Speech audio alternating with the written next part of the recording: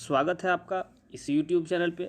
तो हम लोग इस वीडियो में जो देखेंगे आज वो कक्षा 12वां का हिंदी ऐच्छिक या हिंदी इलेक्टिव जिसको कहते हैं आप, ठीक है, वो है आपका। और इसका सेट 1 देखेंगे, ठीक है। तो चलिए हम लोग देखते हैं। ये तो इसमें भी जो सामान्य निर्देश है इसको समझ लीजिए कि सभी प्रश्न अनिवार्य है। प्रश्नों की कुल संख्या 40 है। प्रत्येक प्रश्न एक अंक का निर्धारित है और प्रत्येक प्रश्न के 4 विकल्प दिए गए हैं। इनमें से एक सही विकल्प का चयन कीजिए। गलत उत्तर का कोई नंबर नहीं कटने वाला है, ठीक है। ये था आपका सामान्य निर्देश, ठीक है। तो चलिए हम लोग ये देख लिए। आप सभी के कमेंट से ही इस वीडियो को बना रहे हैं, अन्यथा हम ये हिंदी नहीं बनाने वाले थे। बहुत सारे लोग कमेंट किए कि हिंदी इलेक्टिव, हिंदी कोर ये करवा दीजिए, ठीक है। तो चलिए हम लोग अभी इलेक्टिव देखेंगे, कुछ देर के बाद कोर भी अपलोड होगा, ठीक है। चलिए देखते हैं फर्स्ट क्वेश्चन। तो फर्स्ट क्वेश्चन में क्या दिया हुआ है, खंड का अपठित बोध, मतलब इसको पढ़ के 1 से 4 प्रश्न का उत्तर देना है। यहाँ से यहाँ तक पढ़ना है, ठीक है, पैसेज को। और इस पैराग्राफ को पढ़ने के बाद, गद्यांश को पढ़ने के बाद इसका आंसर हम लोग ढूंढेंगे, ठीक है। तो इसको उम्मीद है कि आप अच्छे तरीके से आप पढ़ लिए होंगे, ठीक है। विज्ञान की प्रगति से आधुनिक सुख साधनों में पर्याप्त वृद्धि हुई है। इन साधनों के उपयोग से मानव बुद्धि कुंठित हो गया है। इसके अतिरिक्त उपभोग से मनुष्य की शारीरिक तथा मानसिक स्वास्थ्य विकृत हो गया है। मनुष्य के सामने एक विकट समस्या है। इन विकट परिस्थितियों में जीवन में वास्तविक और अस्थायी सुख उपलब्ध कराने के लिए क्या उपाय किया जाए। एक ही रास्ता दिखाई पड़ता है, भौतिक और आध्यात्मिक, ठीक है। उन्नति में संतुलन, सामंजस्य स्थापित करना, यह वही एक सर्वोच्च उपलब्ध और औषधि है जिसके बल पर विज्ञान जनित समाज में व्याप्त अनेकों अनेक बुराइयों से मुक्ति मिल सकती है, ठीक है। तो इस गद्यांश को पढ़ने के बाद इसका कुछ प्रश्न दिया हुआ है। देखिए यहाँ पे दिया हुआ कि विज्ञान की प्रगति में किसमें वृद्धि हुई है। तो विज्ञान की प्रगति में किसमें वृद्धि हुई है, तो देखिए ध्यान से देखिएगा आप, ठीक है।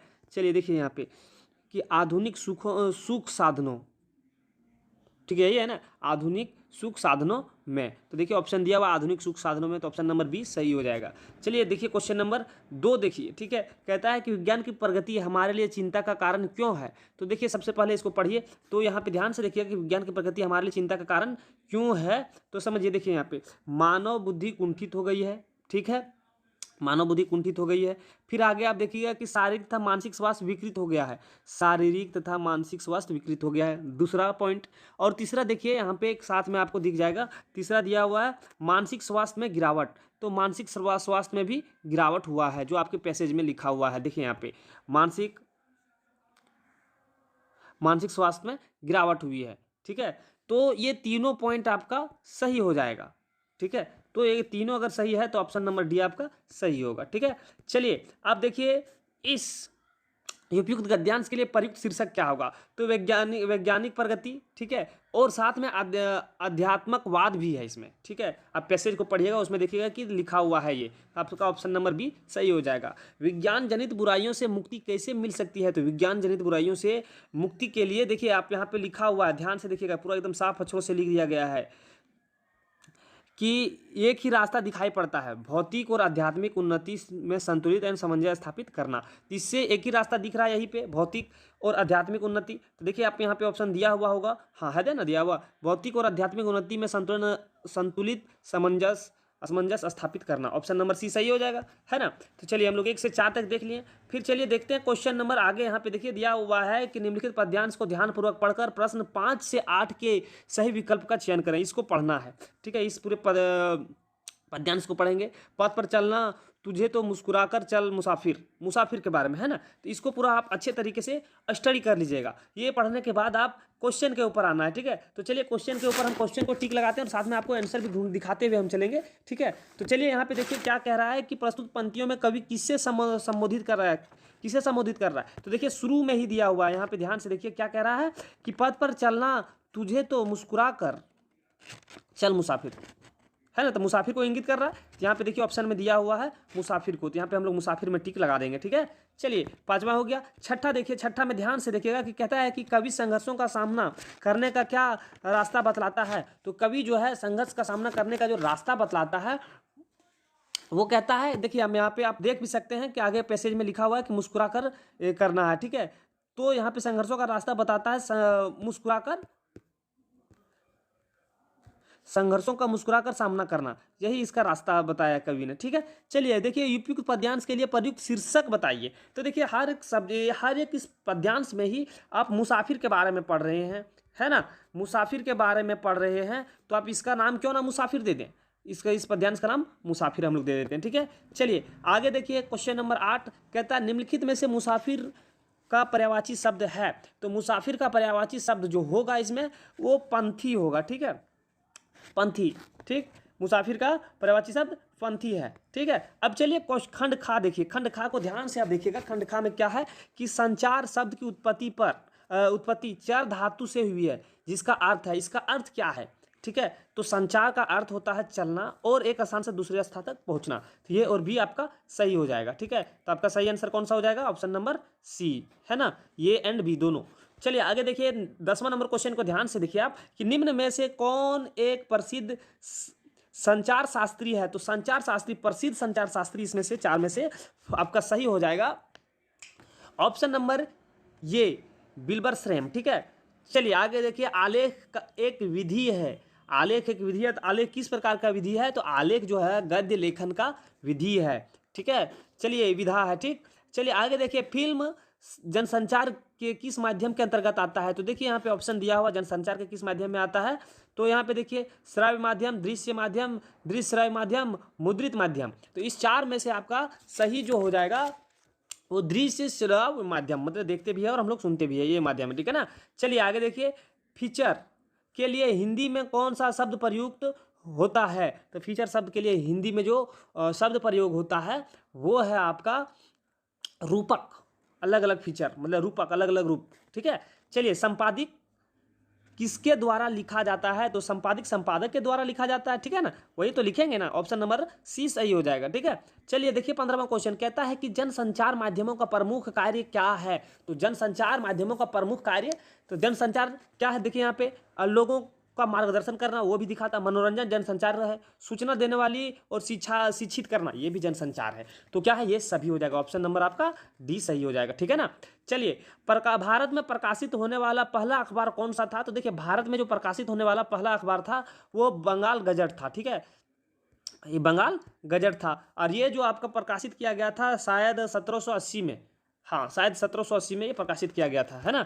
चलिए आगे देखिए 17वां क्वेश्चन, 17वां में दिया हुआ है कि प्रत्यक्ष संवाद के बजाय किसी तकनीकी या तांत्रिक माध्यम के द्वारा समाज के एक विशाल वर्ग से संवाद कायम करना कहलाता है। तो क्या कहलाता है, तो ये कहलाता है जनसंचार। विश्व की पहली फिल्म कौन सी थी। तो विश्व की पहली फिल्म जो थी ऑप्शन नंबर सी देखिए कि the arrival of train, the arrival of train था। ठीक है ना, यही था, सही है answer, the arrival of train. और भारत का जो है विश्व का दे दिया, लेकिन भारत का पहली फिल्म कौन सी थी आप हमें कमेंट करके बताइएगा। ये विश्व का हो गया, ठीक है, आप भारत का हमें बताएंगे, देखते हैं क्या बता पाते हैं कि नहीं बता पाते हैं। चलिए देखिए खंड, आप निम्नलिखित पद्यांश को ध्यानपूर्वक पढ़कर प्रश्न संख्या 19 से 22 के लिए सही विकल्प देना है। तो आप इसको ध्यान से पढ़ लीजिएगा, उसके बाद हम लोग प्रश्न के ऊपर आते हैं।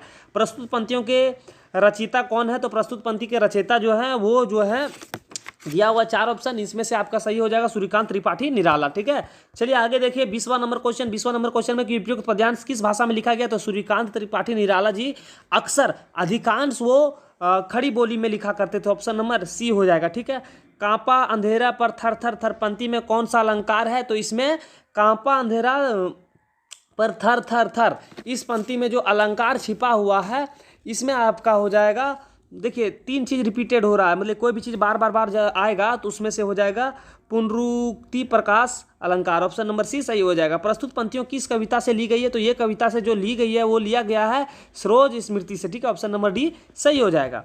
चलिए हम लोग देखते हैं, अब यहाँ पे क्वेश्चन दिया हुआ है कि निम्नलिखित प्रश्नों के सही विकल्प का चयन करें। तो इस क्वेश्चन का सही विकल्प का चयन करना है।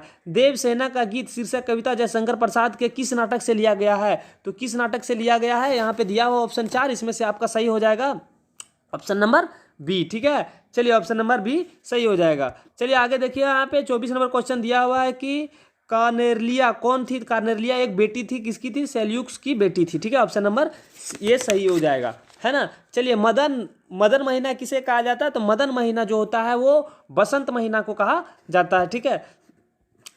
चलिए आगे देखिए यहाँ पे 26 नंबर क्वेश्चन कि एक काम कविता में कवि किस चीज एक कम कविता में कवि किस चीज के लिए लोगों को दूसरों के सामने हाथ फैलाने पर देखा है। तो देखिए यहाँ पे पैसे के लिए भी देखा है, रोटी के लिए और चाय के लिए, मतलब कि सभी के लिए होगा, है ना। चलिए तो आपका सही आंसर डी हो जाएगा। चलिए 27 नंबर क्वेश्चन को देखिए क्या कहता है कि सत्य कविता के अनुसार सत्य के बारे में कौन सा कथन सही नहीं है। तो सही नहीं है तो देखिए ध्यान से कहता है कि सत्य कभी दिखता है और कभी ओझल हो जाता है, और आज सत्य की पहचान करना बहुत आसान हो गई है। आज सत्य का कोई स्थिर रूप, आकार या पहचान नहीं है। आज सत्य की पहचान करना बहुत कठिन है, ठीक है। तो कौन सा सत्य के बारे में कौन सा कथन सत्य सही नहीं है, तो सही नहीं है सत्य कभी दिखता है और कभी ओझल हो जाता है। ऑप्शन नंबर ये सही हो जाएगा, है ना। चलिए अब आगे देखिए क्वेश्चन नंबर यहाँ पे दिया हुआ है कि इसको पढ़ना ध्यानपूर्वक और प्रश्न संख्या 28 से 31 तक सही आंसर देना है। इसको आप पढ़ लीजिएगा, है ना। उसके बाद देखिए प्रस्तुत पंक्तियों किस पाठ से उद्धृत किया गया, तो ये पंक्ति जो लिया गया है यहाँ पे ये लिया गया है संविदा से, ठीक है। चलिए ऑप्शन नंबर डी सही हो जाएगा। इसमें से आप देखिए क्वेश्चन नंबर गाँव गाँव संवाद पहुंचाने का काम कौन करता है, तो गांव गांव संवाद पहुंचाने का काम कौन कर रहा है, यहाँ पे दिया हुआ है कौन करता था, तो दिया हुआ ऑप्शन 4। इसमें से आपका सही आंसर हो जाएगा हरगोविंद, ऑप्शन नंबर ये सही हो गया, ठीक है। चलिए 30 नंबर क्वेश्चन देखिए, ना आगे नाथ ना पीछे पगहा का क्या अर्थ है। ना आगे नाथ ना पीछे पगहा का अर्थ है कोई जिम्मेदारी नहीं लेना, नहीं होना। इनमें से कौन सा शब्द विश्लेषण है, तो इसका शब्द जो विश्लेषण होगा इनमें से कौन सा शब्द विशेषण है, विश्लेषण नहीं विशेषण, ठीक है। तो विशेषण जो है वो कौन सा हो जाएगा, इसमें आपका विशेषण होगा गुलाम, ऑप्शन नंबर ये सही हो जाएगा, ठीक है। पाठ भीष्म साहनी की आत्मकथा का एक अंश है। भीष्म साहनी की आत्मकथा का क्या नाम था, तो इस आत्मकथा का जो नाम था वो पूछ रहा है, तो आप बताइए इसका क्या नाम था, तो इसका नाम था आज के अतीत, ऑप्शन नंबर बी सही हो जाएगा, ठीक है। अब देखिए यहाँ पे क्वेश्चन नंबर 33 की बड़ी बहुरिया क्या खाकर अपने दिन काट रही थी। तो बड़ी बहुरिया जो क्या खाना खाकर, तो ऑप्शन 4 दिया हुआ। इसमें से क्या होगा कि बथुआ साग खाती थी और अपना दिन काटती थी, ठीक है। लेखक प्रेमचंद्र शुक्ल के पिताजी किस ग्रंथ को बड़े चित्ताकर्षक ढंग से पढ़ा करते थे। तो किसको पढ़ा करते थे अधिक अच्छे से, तो वो जो यहाँ पे दिया हुआ है इसमें रामचरितमानस और रामचंद्रिका दोनों को पढ़ा करते थे, ठीक है। तो इसका सही आंसर हो जाएगा ऑप्शन नंबर ये और बी दोनों हो जाएगा।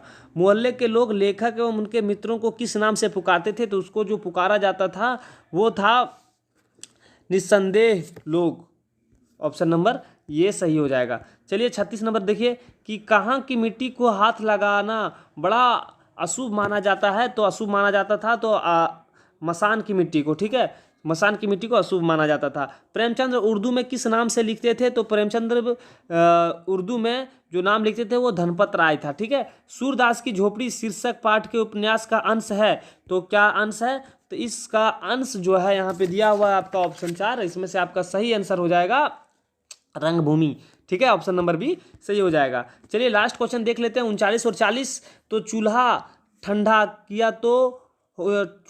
किया होता तो दुश्मन का कलेजा कैसे ठंडा होता है, यह कथन किसका है, तो यह जो कथन है वो है नायक राम का, ठीक है, नायक राम का, ऑप्शन नंबर ये सही है।